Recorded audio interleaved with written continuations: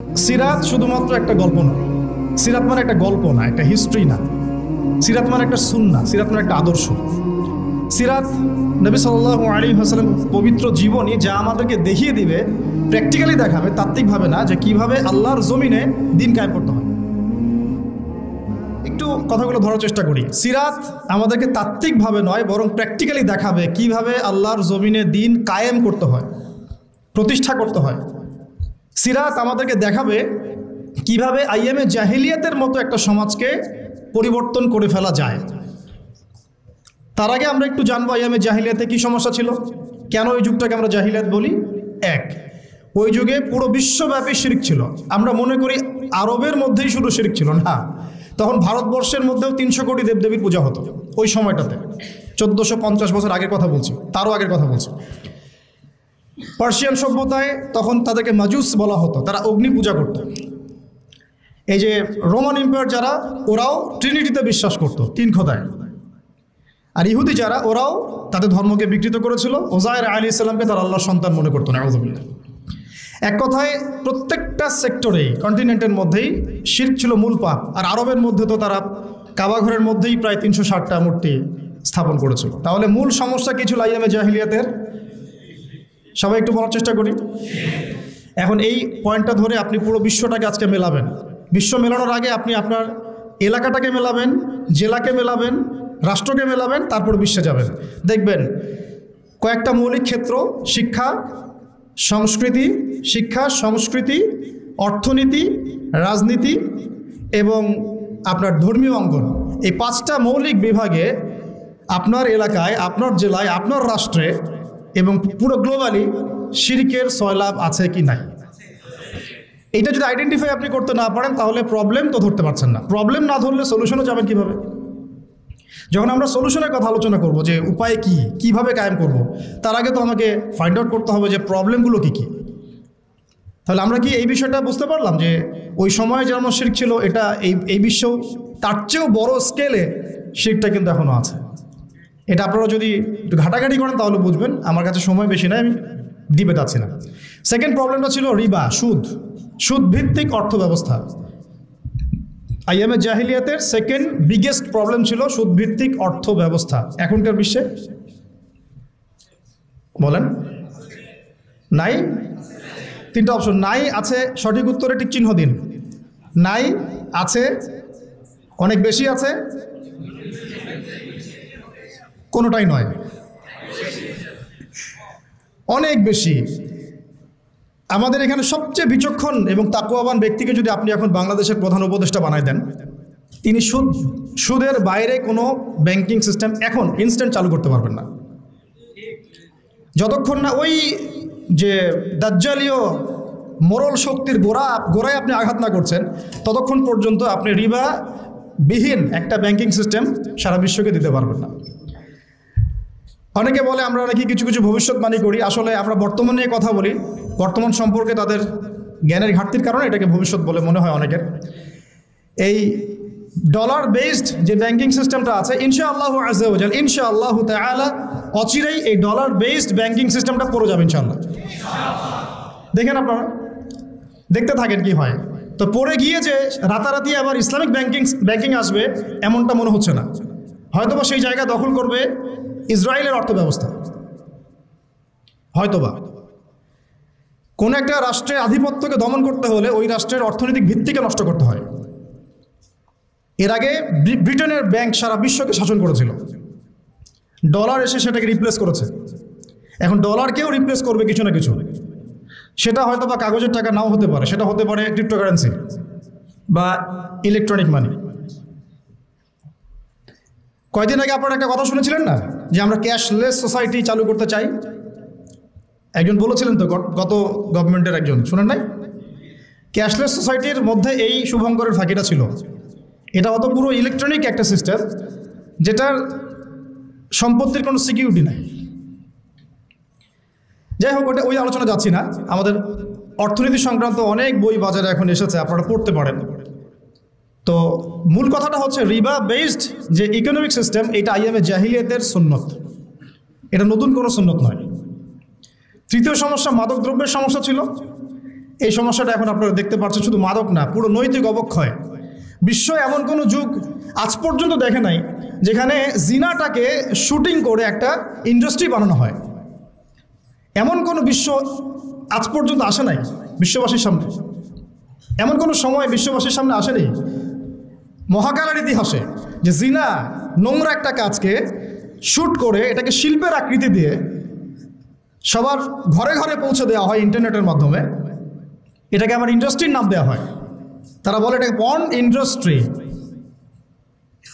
এবং সেখানকার যারা অ্যাক্টিং করে ওদেরকে বলা হয় পর্ন স্টার, তারকা।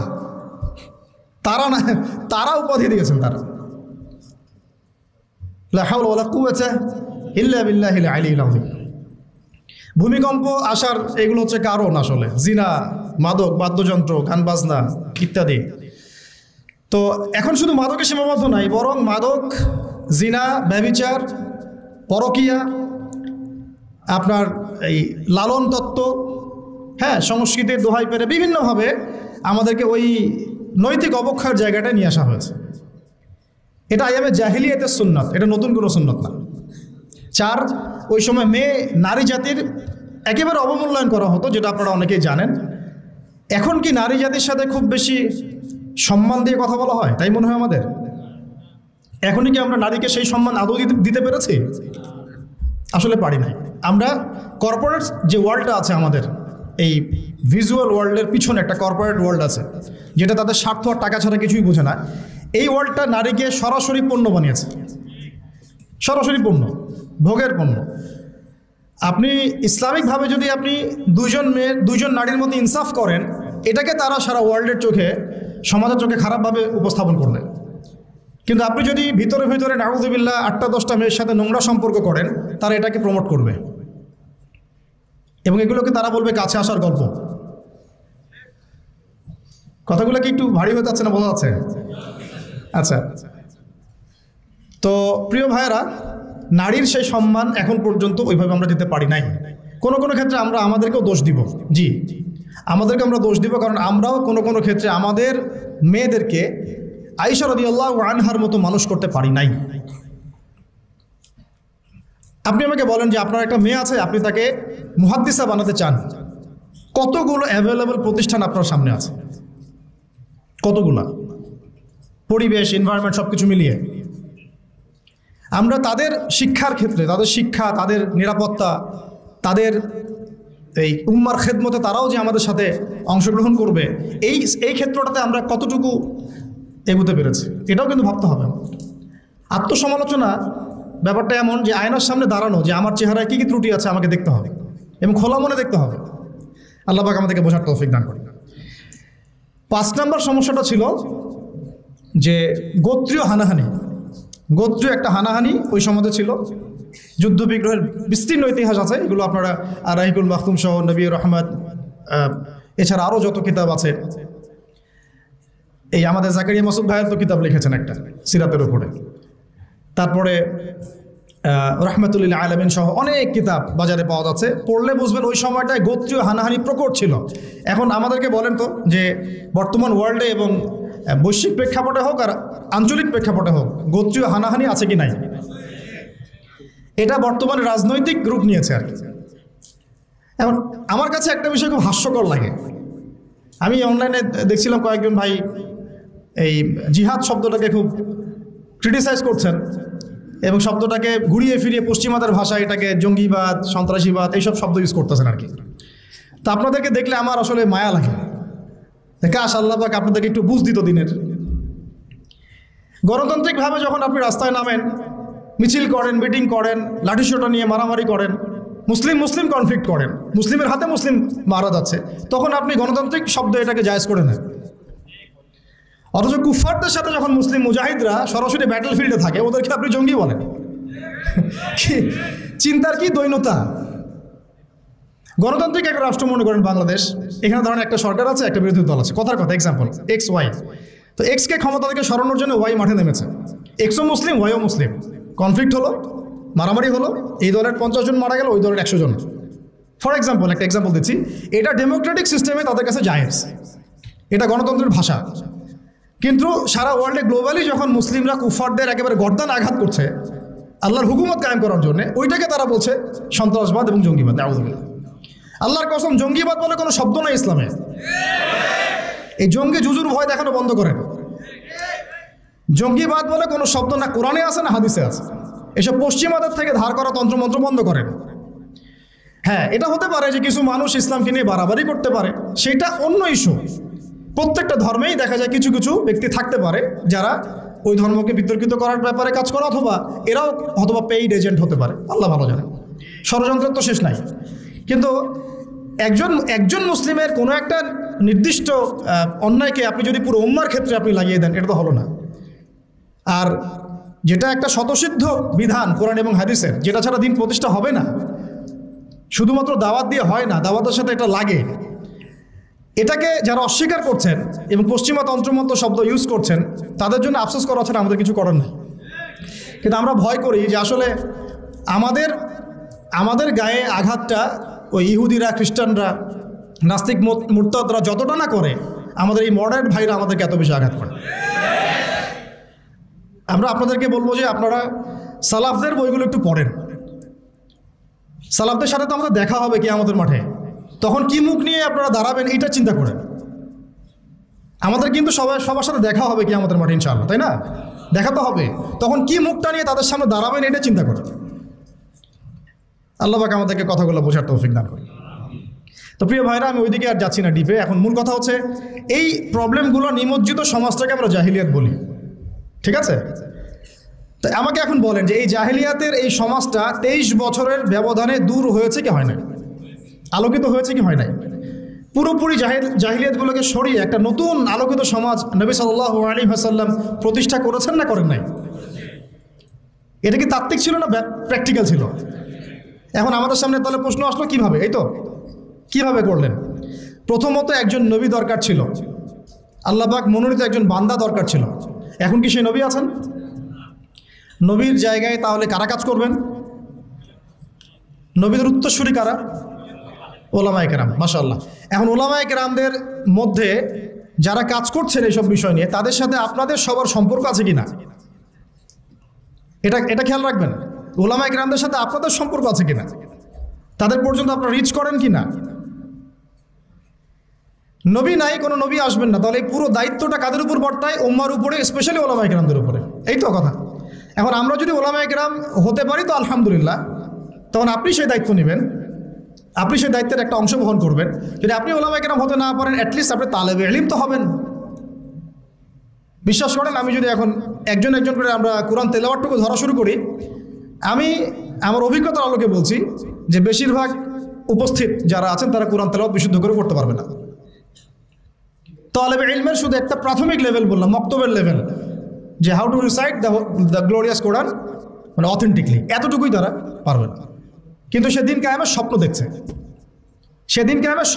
দিন নিয়ে কাজ করার ফিকির করছে। কোনো ক্ষেত্রে সে দায়ীও হয়ে আছে, কিন্তু তার বেস ঠিক নাই। তাহলে প্রিয় ভাই, ফ্যান্টাসি না। প্রথমে হচ্ছে আমাদের ওলামায়ে কেরামদের সাথে সম্পর্ক এবং তালেবে ইলম হয়ে যাওয়া। সবাই আজকে থেকে নিয়াত করি, সবাই তালেবে ইলম হয়ে যাবো ইনশাআল্লাহ। তালেবে ইলম মানে কি?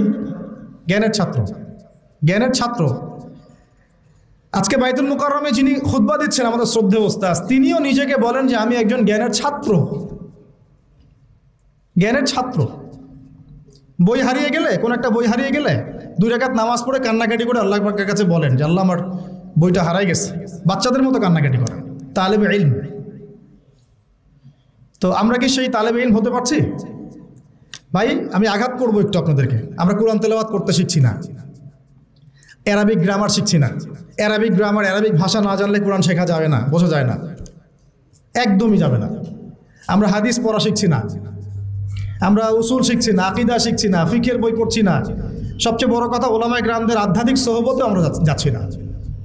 একটা বিচ্ছিন্ন জনগোষ্ঠী হয়ে কিন্তু দিন কায়েম করা যাবে না, ঠিক আছে? আমাদের কাছে মাঝে মাঝে একটু মানে ইসলামের বাইরে একটু স্মার্ট গন্ধটা বেশি ভালো লাগে আর কি।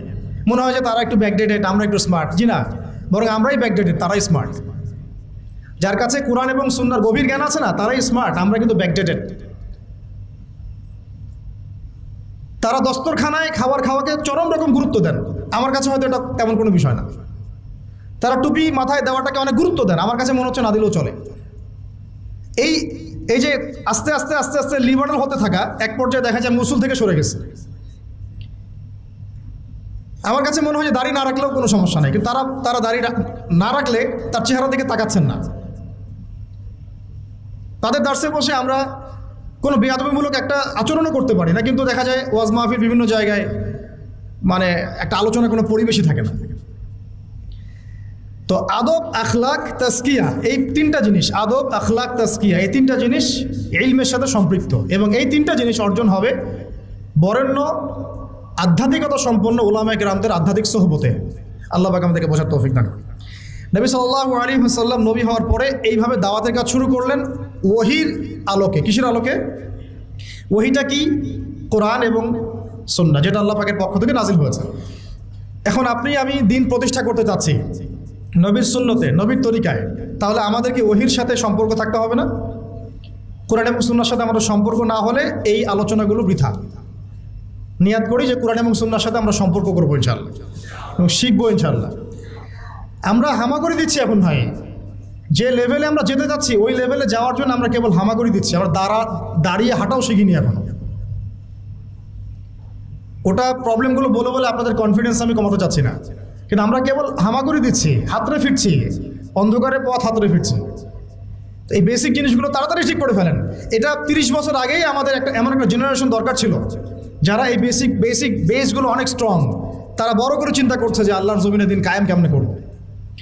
তো এখন আমাদেরকে আবার ওই পিছন থেকে কথা বলতে হচ্ছে। আল্লাহ পাক আমাদের সবাইকে যেন দিনের গভীর জ্ঞান অর্জনের তৌফিক দান করেন। ইলম ছাড়া আমরা দিনের খেদমত করতে পারবো না। প্রত্যেকটা কাজের আগে ইলম লাগবে। প্রত্যেকটা দলিল আছে, কোরআন হাদিস থেকে কোটেশন দেওয়া যায়, সময় নাই, আমি এগুলো বলতে জাস্ট সামারি করে যাচ্ছি।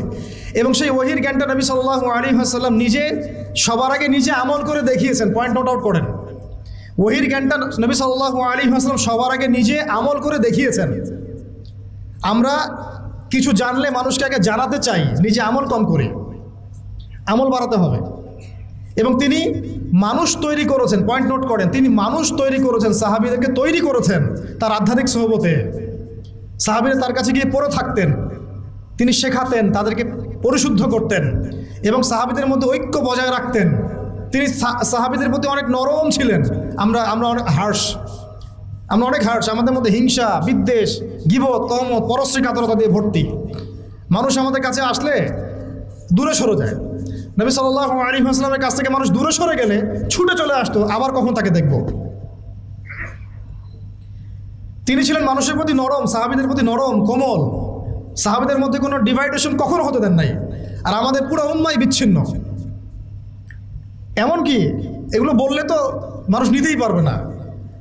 ওই ভিতরে যাওয়ার পরে আমরা চিনতে পেরেছিলাম যে কারা আমাদের আসলে বন্ধু, কারা আসলে আমাদের শত্রু। অবাক হলাম যে অনেক দাড়ি টুপিওয়ালা মানুষ যাদেরকে আমরা বন্ধু মনে করতাম, তারাই পিছন থেকে আমাদেরকে ছুরি মারছে। তো এই জন্যে আমাদের চেঞ্জ করতে হবে এই সংস্কৃতি। সবাই ভাই ভাই হয়ে যায়, আল্লাহ পাক তৌফিক দান করেন। সবাই নবীর সাহাবীদের মতো হয়ে যায়, আল্লাহ তৌফিক দান করেন। রুহামা বাইনাহুম হয়ে যায়, সমালোচনা করার দরকার নাই, সবার মধ্যে ভুল আছে। আবু তো আদনান ভাই যদি 100টা থাকে, আপনারও হয়তো 90টা আছে। আপনার 90টা থাকলে ভাইয়েরও হয়তো 80টা আছে। বের করতে থাকলে কেউ বাদ যাবে না। এইভাবে চিন্তা করতে থাকলে আমরা এখন বাংলাদেশে এই অবস্থায় যে ক্রিটিক্যাল একটা সিচুয়েশন চলছে, আমরা কিন্তু একদম বিচ্ছিন্ন হয়ে যাব জাতি থেকে। আপাতত আমাদের হৃদ্যতার ব্যাপারটা খুব ফোকাস মানে জোর দেওয়া উচিত। আমরা আকীদা, আমল, মানহাজের ব্যাপারে কোনো ছাড় দিব না, কিন্তু হৃদ্যতার ব্যাপারে যেন আমরা উদার হই, এটা খুব জরুরি। আমরা নিজেদের মধ্যে এই ডিভাইডেশনগুলোকে কমানোর চেষ্টা করি। ভাই মাফ করে দিই, ছেড়ে দেই মন থেকে।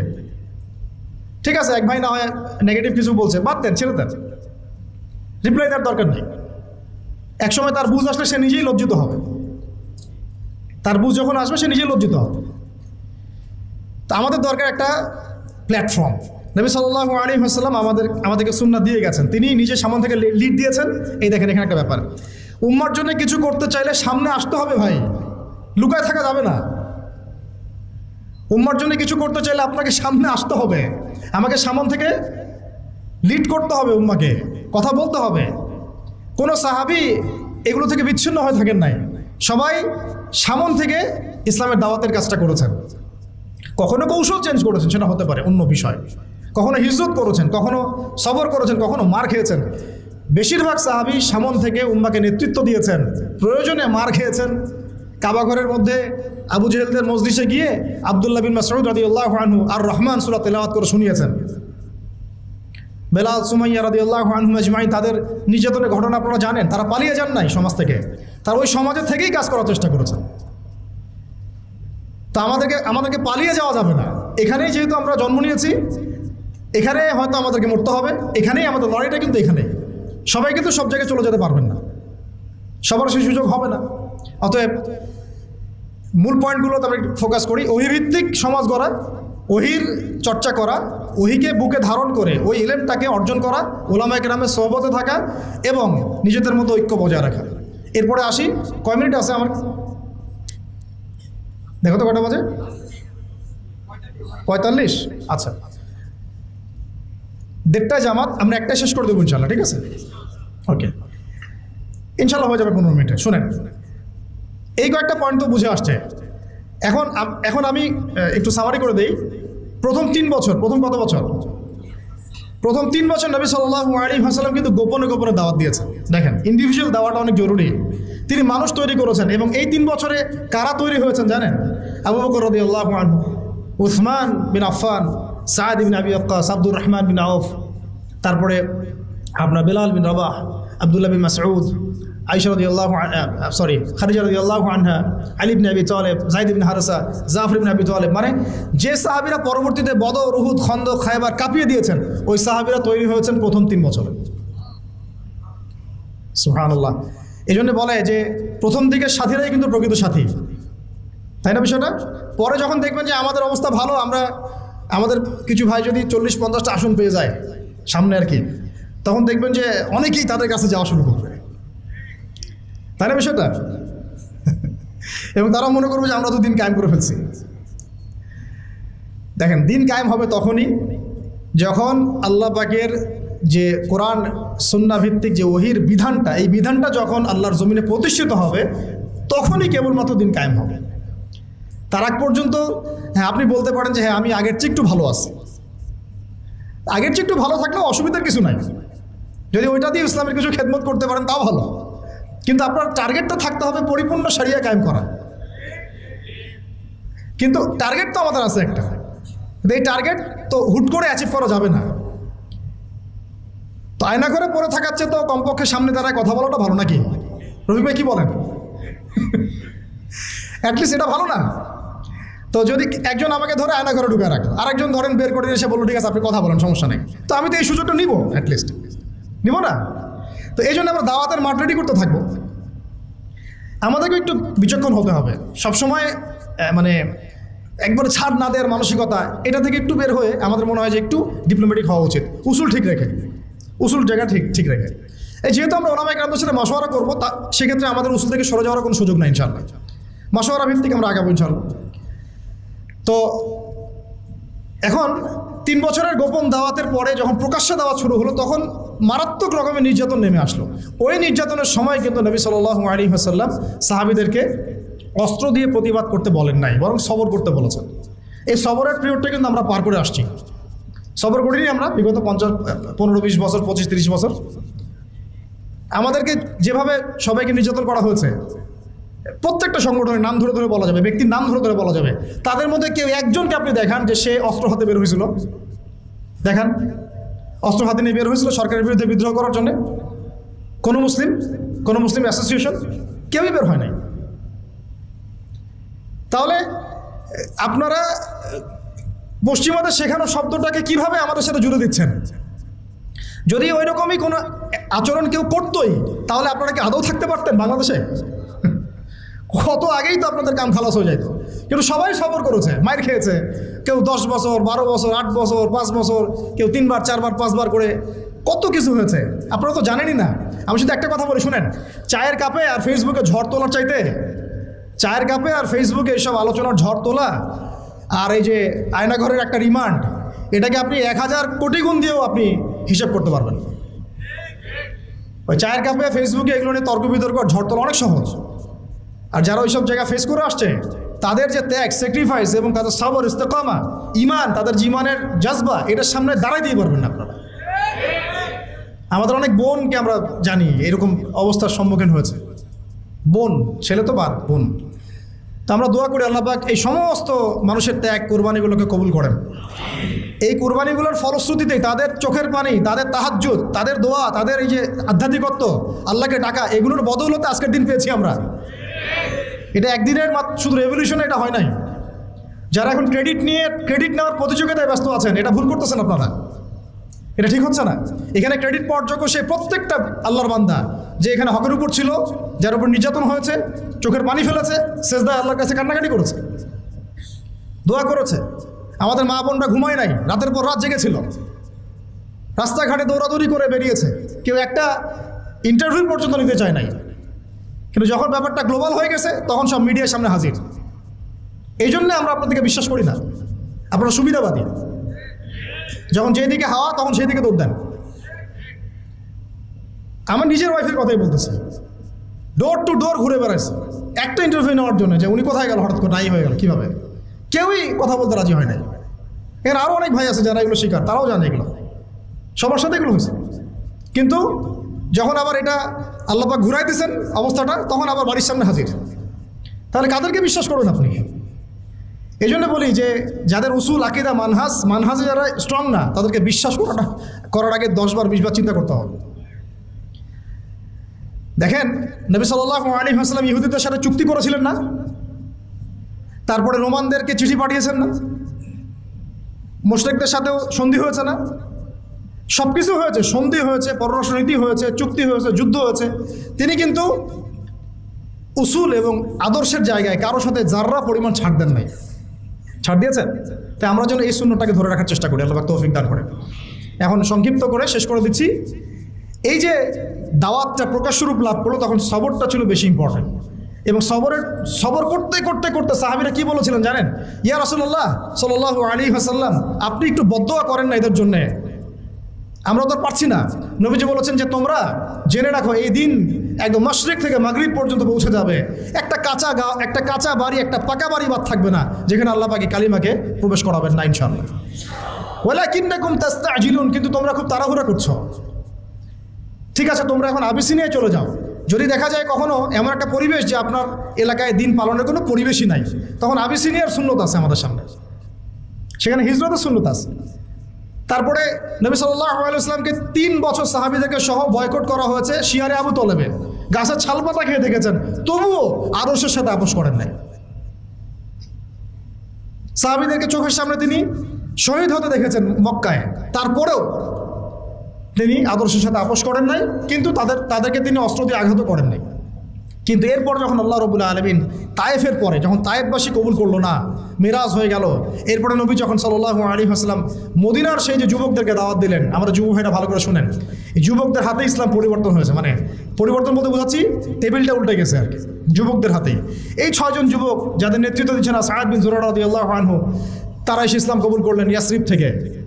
তারপরে পরের বছর 12 জন, তারপরের বছর এই যে 75 জন। এই যে একটা বিশাল দাওয়াতের ক্ষেত্র তৈরি হলো মদিনায়। একজন দায়ীর মেহনত ছিল এখানে, তার নাম মুসআব বিন উমাইর রাদিয়াল্লাহু আনহু, মনে আছে না আপনাদের? তো এই যে মাঠটা তৈরি হলো, যে মাঠ তৈরি করা, তারপরে নবী করিম সাল্লাল্লাহু আলাইহি ওয়াসাল্লামকে তারা বললেন যে আপনি আপনার সাহাবীদেরকে নিয়ে চলে আসেন আমাদের এখানে। আল্লাহ পাকও সেটা ইরাদা করলেন। নবী সাল্লাল্লাহু আলাইহি ওয়াসাল্লাম সাহাবীদেরকে নিয়ে চলে গেলেন। এই মদিনা হলো প্রথম ইসলামিক স্টেট। প্রথম ইসলামিক স্টেট কিন্তু মক্কা নয়, বরং মদিনা। সেখানে নবী সাল্লাল্লাহু আলাইহি ওয়াসাল্লাম গিয়ে তিনি শুধু এখন নবী নন, বরং তিনি এখন রাষ্ট্রপ্রধানও বটে। আমরা কি এই পর্যায় পর্যন্ত যেতে পেরেছি কিনা? বলেন, আমরা কি এখন পর্যন্ত কোনো মদিনা রাষ্ট্র কায়েম করতে পেরেছি কিনা?